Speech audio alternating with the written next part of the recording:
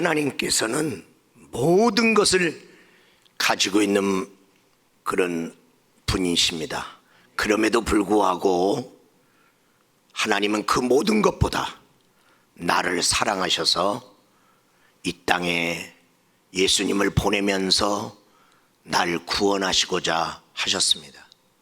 그리고 하나님은 그때부터 지금까지 우리를 향한 사랑 포기하지 않고 나의 사랑하는 하나님의 가족들을 동서사방 세계 도처에서 하나님께서는 지금도 부르고 계시는 그 주님, 저는 그 하나님의 마음을 가지고 우리가 무엇을 하고 살든지 그 하나님이 포기하지 않았던 그 생명, 그 영혼, 나도 그 마음 가지고 살아가야 되지 않나. 그래서 가족사랑 생명축제를 일주일 앞에 두고 있는 오늘 주일날 포기할 수 없는 생명, 사명, 가족구원이라는 제목으로 여러분과 함께 하나님의 말씀을 나누고자 합니다. 서론적으로 우리가 생각할 것은 우리 삶에서 포기해도 되는 것이 있고 절대로 어떤 경우에도 포기하면 안 되는 것이 있습니다. 여러분의 후회로운 삶, 그 삶을 계속 반복하지 말고 포기해 버리시고, 또 낙심할 일이 있어도 낙심을 포기하고, 여러분 죄를 포기하십시오. 우리가 연약해서 죄를 지기도 하지만은 내가 붙들고 있는 죄가 있어요. 포기하라, 주님 말씀하십니다. 그런가 하면 어떤 경우에도 우리가 포기하지 말아야 될 것 중에 희망입니다. 살다 보면 정말 낙심되고 좌절돼서 더 이상 살아갈 용기 없을 때, 그래도 주님은 희망을 놓치지 말아라, 포기하지 마라. 그리고 여러분, 사랑을 포기하지 마십시오. 사랑하기 힘들다고 미워하며 살겠습니까? 사랑해도 상대방이 몰라준다고 사랑 말고 미워하며 살겠냐, 그 말이에요. 그래도 우리는 사랑하며 살아야 되잖아. 하나님은 우리가 죄인 되었을 때 사랑한 거죠. 우리가 하나님 싫다고 떠났을 때 사랑한 거죠. 하나님보다 다른 걸 더 좋아하는 우리들을 사랑한 거죠. 우리가 하나님께 이쁜 짓 할 때만 사랑한 거 아니잖아요. 그러면 나도 이 사랑 포기하지 말자. 그리고 여러분은 믿음의 가치가 어떤 가치가 있는지 모르겠지만은 믿음 포기하지 마세요. 믿음 생활하다가 어떤 분은 승질 난다고 안 믿더라고. 내가 지금 승질 나고 있는 그것이 얼마나 중요하기에 믿음을 버리냐. 나를 구원하기 위해서 예수님은 자기 목숨까지 드렸는데 그 예수 그리스도를 믿는 믿음을 승질 난다고 안 믿냐. 우리 사랑하는 여러분, 내 마음에 안 들어도 믿으세요. 응? 그리고 어떤 분은 헌금에 시험 들어서 안 믿더라고. 여러분이 헌금을 드리면 얼마나 드린다고 헌금 때문에 시험 드세요. 하나님은 모든 걸 갖고 있다니까요. 모든 걸 갖고 있는데도 불구하고 그거보다 나를 사랑했는데, 나는 내가 갖고 있는 어떤 것 때문에 하나님을 포기합니까? 여러분이 믿음 생활하다가 어느 날 교회 예배드리러 올라고 하는데 헌금이 없네. 그런데 인간적으로는 좀 이렇게 헌금 없이 교회 가려니까 좀 밋밋하고 망설여지잖아요. 인간적으로. 그러나 그러지 마세요. 하나님은 여러분의 주머니를 쳐다보는 게 아니에요. 여러분이 귀해서 여러분을 귀하게 여기는 거예요. 하나님은 다 가지고 있다니까요.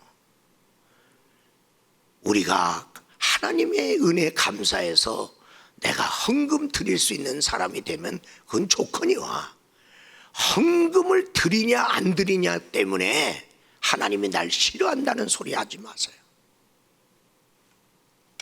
포기는 배추 세릴 때만 쓰시고, 갈라디아 6장 6절에는 뭐라고 말씀하고 있냐면, 우리가 선을 행하되, 하나님은 선한 삶을 포기하지 말라고 그러는데, 그 선한 것 중에 영혼을 구원하는, 영원히 살게 하는 영생 주는 이 전도, 이거 가족 구원, 이 선한 일 행하다가 성경에는 낙심하지 말지니 포기하지 아니하면 때가 이르면 거두리라. 따라잡시다. 포기하지 아니하면, 가족 구원에 대해서 포기하지 아니하면 하나님이 언젠가 반드시 이루어 주시리라. 할렐루야. 오늘 사도 바울은 사도행전 20장 24절에 말씀합니다. 내가 달려갈 길과 주 예수께 받은 사명 곧 하나님의 은혜의 복음을 증거하는 일을 마치려면 나의 생명조차 조금도 귀한 것으로 여기지 아니하노라. 여러분, 저는 저렇게 말씀하면서 뭐라고 그랬냐면, 내 앞에 결박과 환난이 사람들이 말하기를 기다린대. 그리고 성령님도 야, 너 요번에 가면 결박돼. 너 그리고 참 힘들 거야. 그렇게 말씀하셔. 내가 어떤 일을 당할는지 모른다. 그 앞절에 보면 그래도 나는 목숨 걸고 이 사명을 포기하지 아니하리라.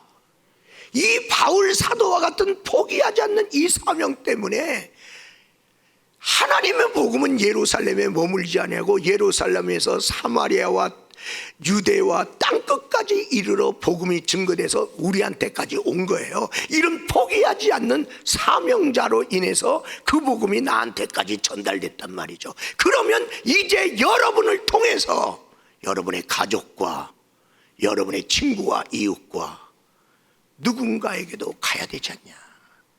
멀리까지는 못 간다면 그래도 나랑 같이 사는 사람, 내 가까이 있는 사람,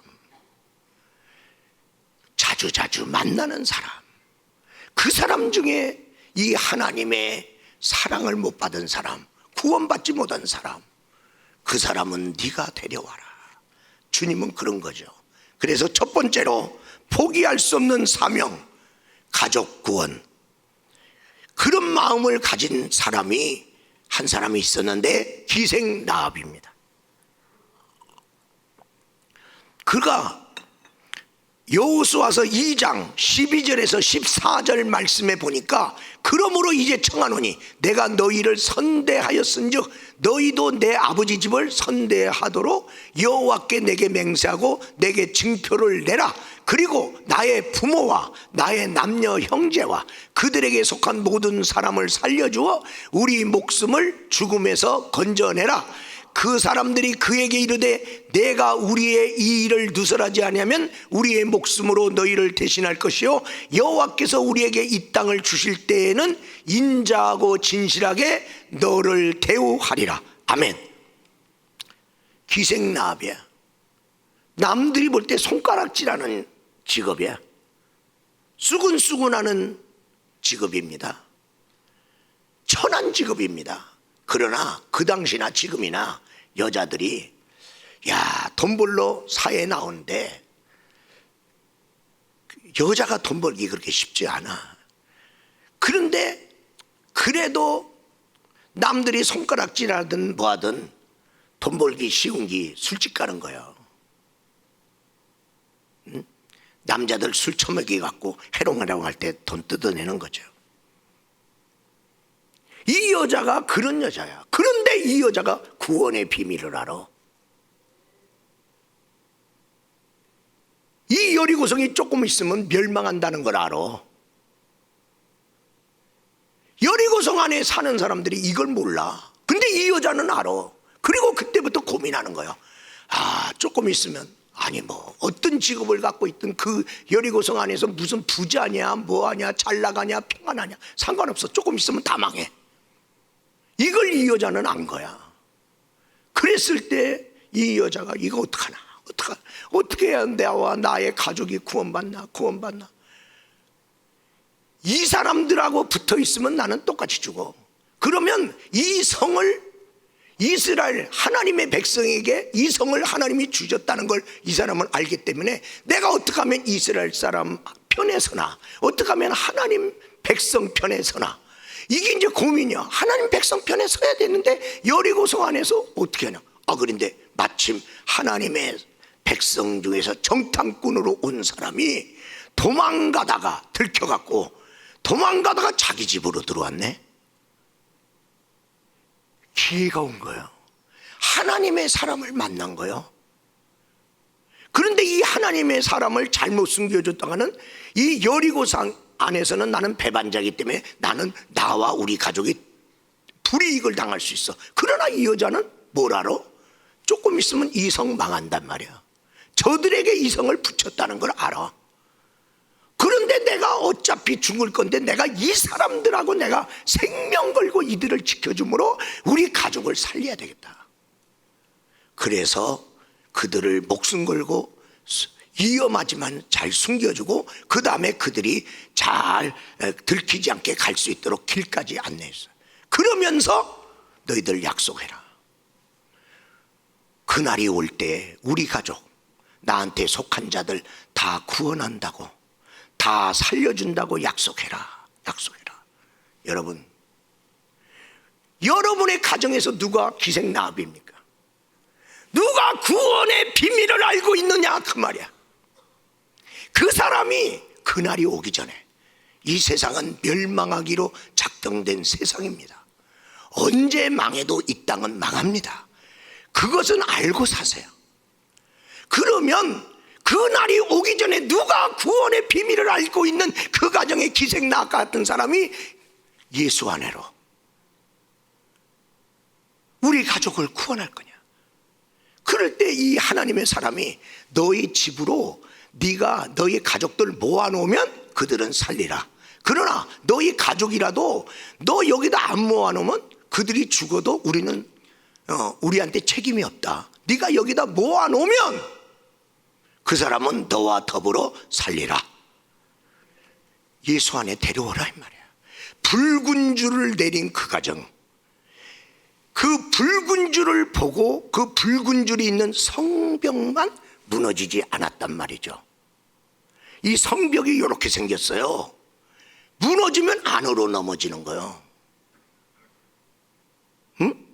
그런데 이 성벽만 안 넘어졌단 말이죠. 그래서 그들이 안 죽었어요. 여기다 모아놔라. 그러면 가족 구원하기가 쉽냐고. 오란다고 오냐고. 나는 비밀을 알아서 말하지만 그들은 모르니까 아이고 바빠 죽겠는데 왜 오라고 그러냐고 말 안 들을 수 있어. 그런데 그래도 어떡하니 이제 시간 늦으면 안 되니까 모아다 놨는데, 그래도 이 여자 말을 왜 들었냐. 이 여자가요, 가정살이가 어려워. 다 먹고 살기 어려운데 이 사람이 총대 메고 기생으로 나가갖고 가족들을 부양했다 그 말이야. 가족들에게 선을 행했더니, 그래도 이해가 잘 안 되지만은 그래도 우리 가족을 위해서 열심히 살던 이 여자 말을 들어서 여기에 모아온 거야. 안 믿는 사람이 무슨 구원의 도리를 다 깨닫고 예수 믿습니까? 모르고 나오는 거예요. 모르고 나오는데 이 사람이 왜 내가 예수 믿으는데 믿습니까? 나한테 선을 행하던 사람이다 그 말이야. 그래서 여기다 뭐라, 그리고 살았어요. 그래서 성경 여호수아서 6장 25절 다 같이 한번 읽겠습니다. 여호수아가 기생나합과 그 아버지의 가족과 그에게 속한 모든 것을 살리셨으므로 그가 오늘 이스라엘 중에 거주하였으니 이는 여호수아가 여리고를 정탐하려고 보낸 사자들을 숨겼음이었더라. 그날에 이 구원의 역사가 일어났어요. 여러분 40년 전으로 돌아가면 애굽의 죽음의 천사가 지나가는 시간이 될 때 유월절 어린 양의 피를 바른 집에 있는 자들은 살리라. 복음입니다. 복음. 죽음의 천사가 지나가게끔 이제 시간 정해졌어. 그러나 피가 묻은 그 가정에는 넘어가리라. 유월절. 그런데 사람들이 말도 되냐. 아니 거기 뭐 누가 지키는 것도 아니고 피가 발라져 있으면 그 집에 있으면 살아? 그래서 그걸 우습게 여긴 사람은 다른 집에 있다가 죽었고, 그러나 그 말을 믿은 자는 그 피가 묻은 집안에 들어와 있으므로 살았다. 여러분, 예수 믿는 게 우스워? 하나님이 자기 아들 바쳐서 이룬 구원이야. 이게 우스워? 이걸 우습게 여긴 자는 다 망할 수밖에 없단 말이야. 어제나 올해나 동일한 말이야. 동일한. 그러므로 여러분이 허무한 것에 목숨 걸지 말고 썩어질 거, 사라질 거, 놓고 갈 거, 이런 거 성공하면 맨날 성공해? 성공도 사라져. 이 세상 건 다 썩어져. 그리고 내가 귀하다고 붙잡았던 이 세상의 어떤 거 다 놓고 가는 거예요. 우리 사랑하는 여러분, 가족 구원을 포기하지 않은 기생 나와 같은 하나님의 사람들 되기를 주의 이름으로 축원합니다. 두 번째로 포기할 수 없는 사명, 자녀 구원. 우리 탕자의 아버지가 나오는데, 이 탕자 아버지가 두 아들이 있는데 하나들은 아버지 곁에 같이 있어. 구원 받았어. 그런데 하나들이 아버지 싫다고 나갔어. 그리고 어디 갔는지도 몰라. 아버지가 싫어하는 일만 해. 그런데 이 아버지가 그 아들을 포기하지 않습니다. 그런데 성경을 보겠습니다. 누가복음 15장 20절에서 24절의 말씀. 이에 일어나서 아버지께로 돌아가니라. 아직도 거리가 먼데 아버지가 그를 보고 측은히 여겨 달려가 목을 안고 입을 맞추니 아들이 이르되 아버지, 내가 하늘과 아버지께 죄를 얻었사오니 지금부터는 아버지 아들이라 일컬음을 감당하지 못하겠나이다 하나, 아버지는 종들에게 이르되 제일 좋은 옷을 내어다가 입히고 손에 가락지를 끼고 발에 신을 신기라. 그리고 살찐 송아지를 끌어다가 잡으라. 우리가 먹고 즐기자. 우리 다 같이 읽겠습니다. 이내 아들은 죽었다가 다시 살아났으며 내가 잃었다가 다시 얻었노라 하니 그들이 즐거워하더라. 아멘. 하나들은 안심이 돼. 왜? 아버지 곁에 있으니까. 그런데 다른 하나들은 아버지 싫다고 떠났고 허랑방탕하고 살고 소식도 끊겼고 언제 올란지도 몰라. 근데 이 아버지는요, 두 아들 중에 한 아들 여기 그래도 내 곁에 있고 구원받았으니까 됐다. 여러분도 그렇습니까? 두 아들 중에 그래도 목사님 한 아들이라도 믿잖아요. 그러면 한 아들은 지옥 가도 돼? 이 아버지는 포기할 수가 없는 거예요. 너는 나를 따라서 믿음 안에 있으니까 좀 감사한데 너로 인하여 나는 행복할 수 없어. 네 둘째 동생 걔는 지금 세상 바깥에 가 있잖아. 안심된 아들로 안심할 수 없는 이 아버지의 마음. 이 아버지는요, 다른 걱정 없어요. 부자입니다. 거부예요. 품꾼이 얼마나 많은 거. 이 아버지는 다른 근심 없어요. 많은 거 갖고 있어요. 그런데 구원받지 못한 한 아들, 집 나간 그 아들을 기다리는 거예요. 여러분은 자식들이 구원받지 말든 나는 돈 많으니까 괜찮아? 나는 지금 병 없으니까 괜찮아요? 자녀들이 구원 바깥에 있는데 괜찮냐? 그 말이야. 그게 아버지야? 이 아버지는 날마다 기다려. 저 싫어하는 놈이 날 좋아해야 되는데 하나님 아버지가 기다려요. 너희들은 내가 뭘 잘못했다고 날 싫어하냐? 내가 너희들한테 악을 행했냐? 내가 너희들 걸 뺏어갔냐? 내 아들까지 줬는데 왜 싫어하는지 이해는 안 가. 그런데 안 오잖아. 안 온다고 하나님이 포기합니까? 아니, 기다리고 또 기다리고 또 기다리고 기다려. 언제 올란지 몰라. 그래도 그 아들을 포기 안 해, 이 아버지. 그러더니 어느 날 그 아들이 오잖아. 아버지가 먼저 알아보고 달려가서 그 아들 끼워놨어. 그 아들이 금이 환영하고 옵니까? 돈 많이 벌어서 돈 들고 옵니까? 돈 없는 자식을 뭘 환영해? 말 안 듣는 자식을 뭘 환영해? 여러분은 돈 보고 환영합니까? 여러분의 말 잘 듣는다고 환영합니까? 이 아버지는 그딴 게 중요한 게 아니야. 아들의 생명이 귀한 거야. 아들아, 잘 왔다. 잘 왔다. 너 없는 건 내가 다 갖고 있으니까 내 것 가지고 살아. 나는 네가 중요해. 그리고 즐거워하자. 할렐루야. 이 하나님의 마음을 교회와 성도가 잃어버리고 돈 있는 사람만 좋아하면 안 돼. 순종하는 사람만 좋아할 수가 없어요. 하나님은 이 불충의 아들을 그 아들 그대로. 너 왜? 내 아들이니까. 내 아들이니까.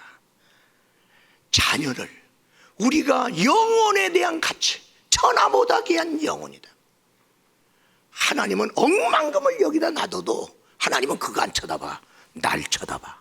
죄 지은 나, 말 안 듣는 나, 그러나 나를 쳐다봐. 이게 하나님의 사랑이야. 우리하고 다른 거야. 하나님은요, 천국의 모든 걸 가지고 있는데도 그거 놔두고 우리를 사랑해서 이 땅에 왔어. 그런데 우리는 하나님 믿다가 세상의 모든 걸 얻으면 하나님을 버려.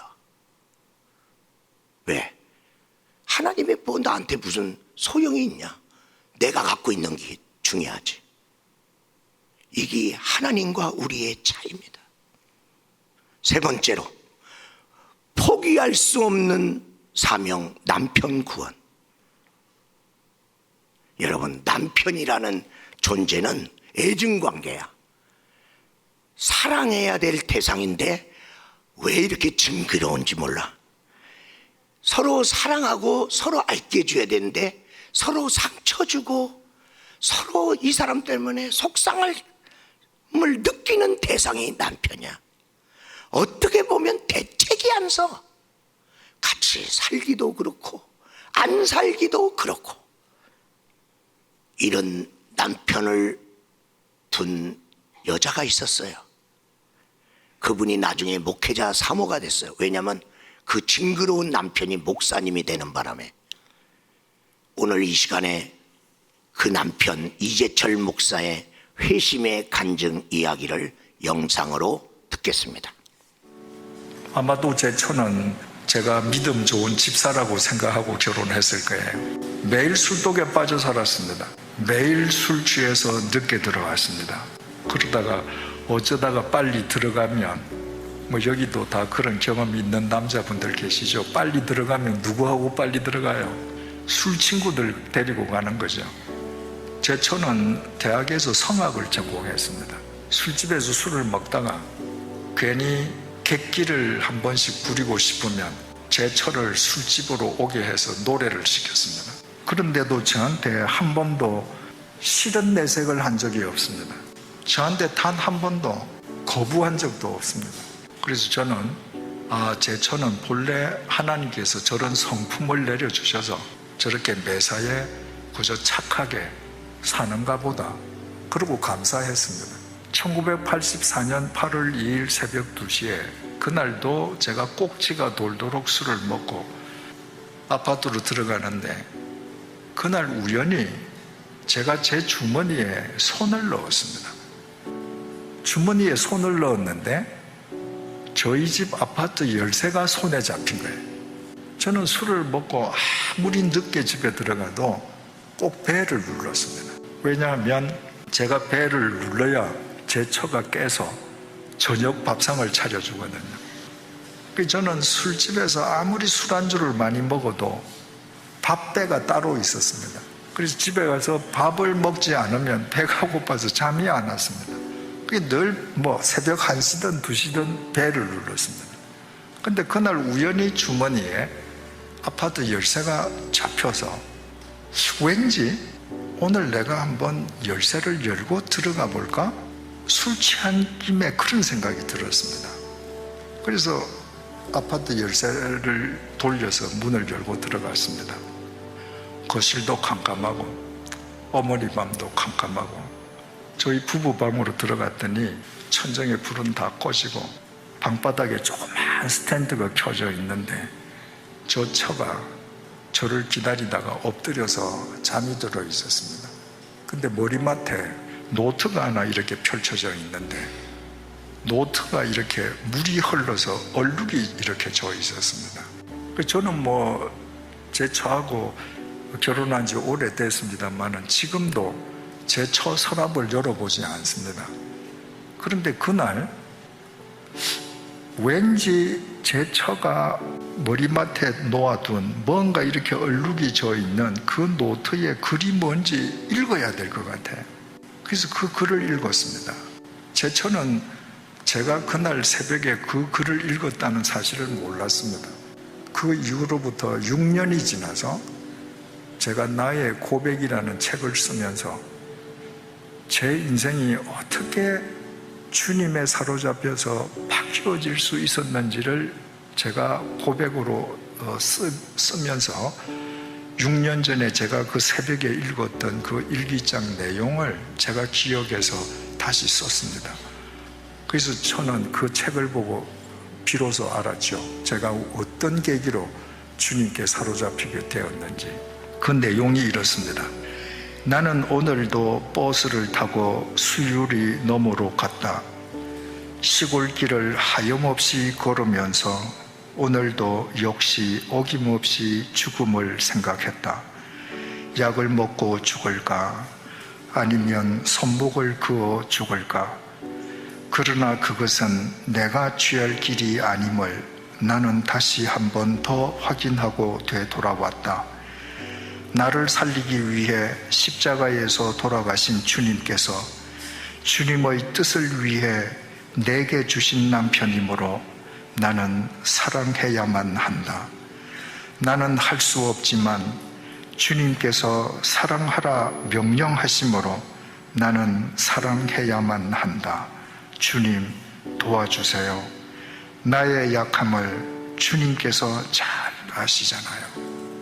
제가 이 글을 읽는데 제 마음과 귀에서 북소리가 쿵쿵 울리는데 제가 이 세상에 태어나서 그렇게 큰 북소리를 들어본 적이 없습니다. 저는 모태신앙인으로 태어나서 교회에 다니면서 목사님의 설교를 통해 성경을 통해 사랑이라는 이야기를 수없이 들었지만 그 사랑은 성경에 문자로만 기록되어 있는 것으로 보았습니다. 그 사랑을 실천하는 사람을 저는 그동안 본 적이 없기 때문입니다. 그런데 제 처는 천사가 아니었습니다. 매일 죽음을 생각하는 사람이었습니다. 그런데 주님 때문에 내 곁에서 나를 사랑한다고 하는 사실을 깨닫는 순간에 주님의 아가펜 프로텐이 저를 사로잡았습니다. 그 순간에 제 인생이 달라졌습니다. 그땐 몰랐지만 세월이 흐른 뒤에 제 아내의 이 글을 다시 볼 때 제 아내에게 자기 견해가 있었습니다. 이런 남편하고 도저히 살 수 없다는 자기 생각이 있었습니다. 그런데 그 아내에게는 주님을 보는 눈이 있었습니다. 저 주님이 당신의 뜻을 위해서 나한테 주신 남편이다. 그러므로 사랑해야 한다. 그 주님의 부르심에 순종하는 일상을 살았습니다. 그 부르심에 순종하는 일상, 그 소명의 삶이 허랑방탕하던 남편의 인생을 바꿨습니다. 여러분, 제 자랑이 아닙니다.